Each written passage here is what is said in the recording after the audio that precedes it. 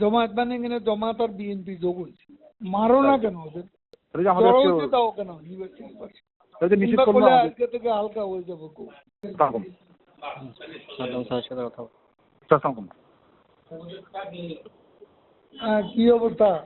আলাইকুম স্যার, এই যে আমাদের সমাবেশ মাত্র শেষ করলাম, আর ওদের প্রোগ্রাম চলতেছে 3000-এর মতো স্টুডেন্ট আছে। ওরা আর বলে হচ্ছে 7টা পর্যন্ত। স্যার এই যে 8:30টায় সংবাদ সম্মেলন করবে স্যার, কে? ওই যে আন্দোলনকারীরা কখন? 8:30টায় সংবাদ সম্মেলন করবে। 8:30টায় সংবাদ সম্মেলন করে পরবর্তী কর্মসূচি মনে ঘোষণা করবে। এই 2 দিন জনসংযোগ করবে, তারপরে কাল পিটাও না কেন? মারো না কেন ওদের? তাহলে যে আমাদের জড়ো আজকে হইতে দাও কেন ইউনিভার্সিটি পাশে? তাহলে যে নিষেধ কিংবা করলো করলে আমাদের আজকে থেকে হালকা হয়ে যাবো কেউ। জি স্যার, কই হালকা হইনি?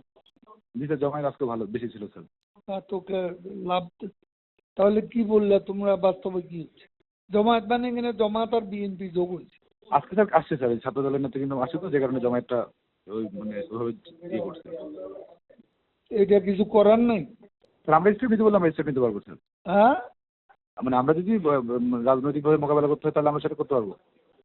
আজকে স্যার ওই যে আমাদের নিষেধ করলো, শাহবাগের দিকে যেতেও তো আমাদেরকে নিষেধ করলো।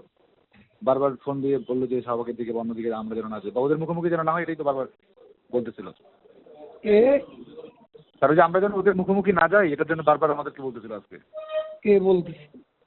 এই ফোন দিয়েছিল সবাই, আমাদের পুলিশ প্লাস বিপ্লব দল যোগাযোগ করছিল। বিপ্লব তো এটা বলার কথা না। না এমনি ওই পুলিশে যোগাযোগ করতেছিল, সব মিলে মুখোমুখি হতে একটু মানা করছিল।